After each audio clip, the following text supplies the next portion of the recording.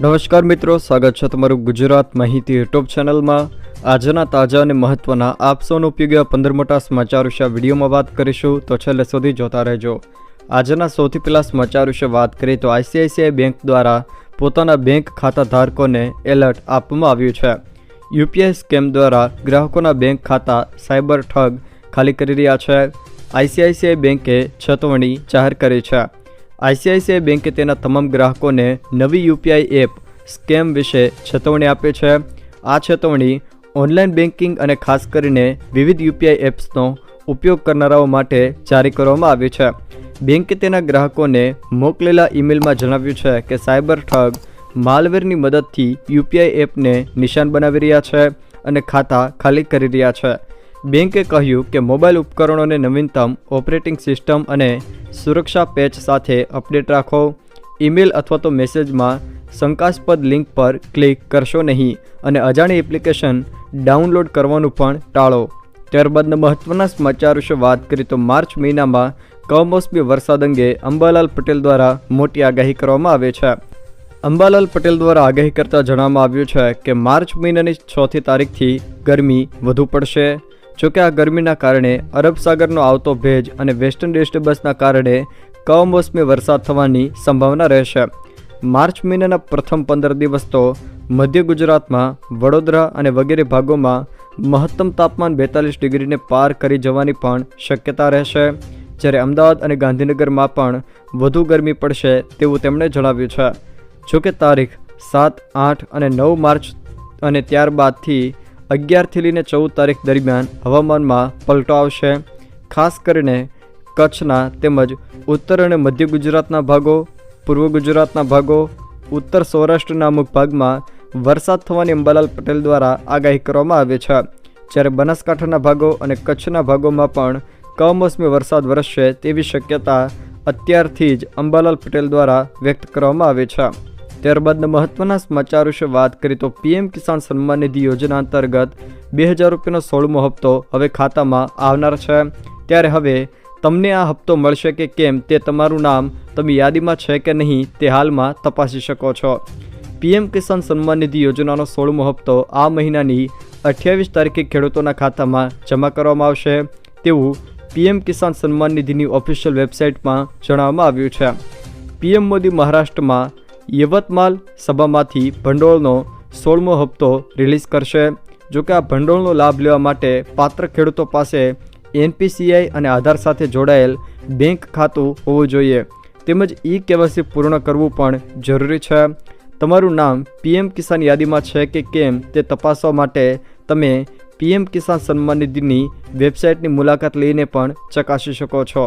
ત્યારબાદના મહત્વના સમાચાર વિશે વાત કરીએ તો હવે 15 દિવસમાં ગામડામાં નવા વીજ કનેક્શન આપવામાં આવશે।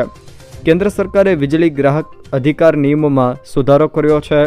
તેમાં સ્પષ્ટતા કરવામાં આવી છે કે મેટ્રો શહેરોમાં 3 દિવસની અંદર, નગરપાલિકાઓમાં 7 દિવસની અંદર અને ગામડાઓમાં 15 દિવસની અંદર અને પર્વતીય વિસ્તારોમાં 30 દિવસની અંદર નવા કનેક્શન આપવાના રહેશે। રેસિડેન્શિયલ કોમ્પ્લેક્સ અને રેસિડેન્ટ એસોસિએશને દરેક ઘર માટે સિંગલ પોઈન્ટ આપવાના રહેશે। કનેક્શન લેનારની ઈચ્છાને અનુસાર સૂચન પણ કરવામાં આવ્યું છે। ત્યારબાદના મહત્વના સમાચાર વિશે વાત કરીએ તો રામ મંદિરમાં કરોડો રૂપિયાનું દાન આવ્યું છે। આજે રામ મંદિર પ્રાણ પ્રતિષ્ઠાને 1 મહિનો પૂર્ણ થયો છે, જેમાં 60 લાખથી પણ વધુ ભક્તોએ રામ મંદિરના દર્શન કર્યા છે। કુલ દાન રૂપિયા 25 કરોડથી વધુનું દાન આવ્યું છે। 25 કિલો ચાંદી અને 10 કિલો સોનાના દાગીના પણ અર્પણ કરવામાં આવ્યા છે। ત્યારબાદ મહત્વના સમાચાર વિશે વાત કરીએ તો શું કેરી આ વર્ષે ભાવમાં સસ્તી રહેશે? જૂનાગઢ યાર્ડમાં હાફૂસ કેરીનું આગમન થઈ ચૂક્યું છે। 20 કિલોના ભાવ 6000 રૂપિયા પડ્યો છે। જોકે આ વર્ષે પ્રારંભે સસ્તા ભાવ થઈ રહ્યા છે। અથાણાની રાજાપુરીની આવક હવે બાકી છે। સોરઠ સૌરાષ્ટ્રની કેસર કેરી આ વર્ષે ખૂબ જ મોડી આવશે। જોકે હજુ આંબામાં મોર આવ્યા છે, પણ હાલમાં ક્યાંક ક્યાંક ખાખટી એટલે કે નાની કેરી અને સંભારાની બજારમાં આગમન થઈ ગયું છે। ત્યારે જૂનાગઢ યાર્ડમાં રત્નાગીરી હાફૂસ કેરીનું આગમન થવા પામ્યું છે। ગઈકાલે હરાજીમાં રૂપિયા 6000ના ઊંચા ભાવે મણ કેરી 1 ક્વિન્ટલ એટલે કે 100 કિલોનું વેચાણ થવા પામ્યું હતું, જે દર વર્ષ કરતાં થોડી સસ્તી હોવાનું યાર્ડના સૂત્રો જણાવી રહ્યા છે. ત્યારબાદ મહત્વના સમાચાર વિશે વાત કરીએ તો શેરડીની ખરીદીના ભાવમાં 8%નો વધારો કરવામાં આવ્યો છે. ભારત સરકાર દ્વારા મોટો નિર્ણય લેવામાં આવ્યો છે. શેરડીની ખરીદીના ભાવમાં 8%નો વધારો કરાયો છે. પ્રતિ ક્વિન્ટલ કિંમત ₹315થી વધારીને 340 કરવામાં આવી છે. શેરડીની ખરીદ કિંમત ક્વિન્ટલે ₹25 વધારીને 340 કરવામાં આવી છે. કેન્દ્ર સરકારે ઓક્ટોબરથી શરૂ થઈ રહેલી 2024-25ની સિઝન માટે શેરડીની FRP પ્રતિ ક્વિન્ટલ ₹25 વધારી ₹340 કરી છે. વડાપ્રધાન નરેન્દ્ર મોદીની અધ્યક્ષતામાં આર્થિક બાબતોની સમિતિની બેઠકમાં FRP વધારવાનો નિર્ણય લેવાયો હતો. FRP એટલે મિલોએ શેરડી ઉત્પાદકોને ચૂકવવાનો લઘુત્તમ ભાવ. FRPમાં પ્રતિ ક્વિન્ટલ ₹25ની વૃદ્ધિ મોદી સરકારના શાસનમાં સૌથી વધુ છે. જોકે આગામી લોકસભા ચૂંટણી પહેલાં આ નિર્ણય ઘણો જ મહત્વનો છે. ત્યારબાદનો મહત્વના સમાચાર વિશે વાત કરીએ તો NPS ખાતા માટે આધાર કાર્ડને લઈને મહત્વનો નિર્ણય લેવામાં આવ્યો છે. NPS ખાતામાં આધાર વેરિફિકેશન ફરજિયાત થશે. એપ્રિલથી આ નવી વ્યવસ્થા લાગુ થશે. પેન્શન ફંડ નિયામક PFRDએ એક મોટો નિર્ણય લઈને રાષ્ટ્રીય પેન્શન યોજના એટલે કે NPSના ખાતા આધારિત વેરિફિકેશન ફરજિયાત કરી દીધું છે. હવે બેવડા વેરિફિકેશન બાદ જ ખાતામાંથી ઉપાડ સંભવ બની શકશે. નવી વ્યવસ્થા 1 એપ્રિલથી લાગુ થશે. નિયામકે હાલમાં જે સર્ક્યુલર જાહેર કર્યો છે, જે મુજબ સેન્ટ્રલ રેકોર્ડ કીપિંગ એજન્સી સિસ્ટમમાં લોગિન કરવા માટે વધારાના સુરક્ષા ઉપાય કરવામાં આવ્યા છે. હવે CRA સિસ્ટમમાં લોગિન કરવા માટે ડબલ વેરિફિકેશનનો ઉપયોગ થશે. CRA સિસ્ટમ એક વેબ આધારિત પ્લેટફોર્મ છે, જેને NPS સંબંધિત કામો માટે તૈયાર કરવામાં આવ્યું છે. ત્યારબાદના મહત્વના સમાચાર વિશે વાત કરીએ તો ખેડૂત આંદોલનને લઈને આજે પંજાબના ખેડૂતો કાળો દિવસ મનાવશે. સંયુક્ત કિસાન મોરચાએ આજે દેશભરમાં કાળો દિવસ મનાવવાની જાહેરાત કરી છે. દિલ્હી સરહદે પોલીસ સાથે ઘર્ષણ દરમિયાન એક ખેડૂતના મોત અને ખેડૂતોની માંગણીઓ હજી સુધી સ્વીકારવામાં ના આવતા વિરોધમાં કાળો દિવસ મનાવવામાં આવી રહ્યો છે. આજે ખેડૂત સંગઠનોની આગળની રણનીતિ અંગે નિર્ણય લેવાશે.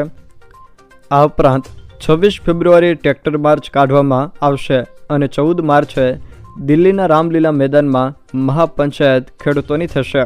ત્યારબાદના મહત્વના સમાચાર વિશે વાત કરીએ તો જમ્મુ કાશ્મીરના પૂર્વ ગવર્નર સત્યપાલ મલિકના ઘરે CBI દ્વારા દરોડા પાડવામાં આવ્યા છે. CBIએ જમ્મુ કાશ્મીરના પૂર્વ ગવર્નર સત્યપાલ મલિક વિરુદ્ધ કાર્યવાહી કરી છે. CBIએ તેના ઘર સહિત 30થી વધુ હાઇડ્રો ઇલેક્ટ્રિક પ્રોજેક્ટ છે ડ્રાફ્ટ આપવા સંબંધિત કથિત ભ્રષ્ટાચારની તપાસના ભાગરૂપે આ દરોડા પાડવામાં આવ્યા છે. જોકે કોંગ્રેસના કેટલાક નેતાઓ એવો આક્ષેપ લગાવી રહ્યા છે કે સત્યપાલ મલિક દ્વારા થોડા દિવસો અગાઉ વડાપ્રધાન મોદી વિરુદ્ધ ભાષણ આપવામાં આવ્યું હતું. તેના બદલામાં વડાપ્રધાન મોદી દ્વારા આ દરોડા પડાવવામાં આવ્યા છે. ત્યારબાદના મહત્વના સમાચાર વિશે વાત કરીએ તો કર્ણાટકમાં મંદિરો પાસેથી સરકાર ટેક્સ વસૂલશે. કર્ણાટકમાં હવે મંદિરો પાસેથી પણ ટેક્સ સરકાર લેશે. વિધાનસભામાંથી પાસ બિલ થયું છે. જે મંદિરોનું રાજસ્વ 1 કરોડથી વધુ છે તેમની પાસેથી 10%, જ્યારે 10 લાખથી 1 કરોડ સુધીનું રાજસ્વ ધરાવતા મંદિર પાસેથી 5% ટેક્સ લેવાશે. ત્યારબાદના મહત્વના સમાચાર વિશે વાત કરીએ તો IPLની 17મી સિઝનની 21 મેચનું શેડ્યુલ જાહેર કરવામાં આવ્યું છે. હાલમાં 21 મેચોનું શેડ્યુલ જાહેર કરવામાં આવ્યું છે. IPL 2024ની પ્રથમ match defending champion Chennai super king અને રોયલ ચેલેન્જર્સ બેંગ્લોર વચ્ચે 22 માર્ચના રોજ રમાશે. જોકે આ મેચ ચેન્નઈ સુપર કિંગ્સના હોમ ગ્રાઉન્ડ MS ચિદમ્બરમ સ્ટેડિયમમાં રમાશે. હાલ 7મી એપ્રિલ સુધી રમાનારી મેચોનું શેડ્યુલ જાહેર કરવામાં આવ્યું છે. જોકે બાકીની મેચ લોકસભા ચૂંટણી પછી જાહેર કરાશે. ત્યારબાદના મહત્વના સમાચાર વિશે વાત કરીએ તો ગ્રેજ્યુએટ બાદ હવે બેચલર ઓફ સાયન્સ થઈ શકશે. ગુજરાત યુનિવર્સિટીમાં BSના કોર્સ શરૂ કરાશે. UGCની ગાઈડલાઇન મુજબ એક સૂત્રતા લવાશે. કોઈપણ સ્નાતક વિદ્યાર્થી બેચલર ઓફ સાયન્સ BSમાં પ્રવેશ લઈ શકશે. 4 વર્ષના કોર્સ બાદ 1 વર્ષમાં પોસ્ટ ગ્રેજ્યુએટ થવાશે. દેશમાં BS કોર્સ શરૂ કરનાર ગુજરાત યુનિવર્સિટી પ્રથમ યુનિવર્સિટી છે. જો મિત્રો આ વિડીયો તમને પસંદ આવ્યો હોય તો વિડીયોને લાઇક કરો, તમારા મિત્રો સાથે શેર કરો અને જો તમે મારી ચેનલમાં નવા હો તો ચેનલને સબસ્ક્રાઈબ જરૂર કરજો, જેથી મારા આવનારા તમામ વિડીયોની માહિતી તમારા સુધી પહોંચી શકે.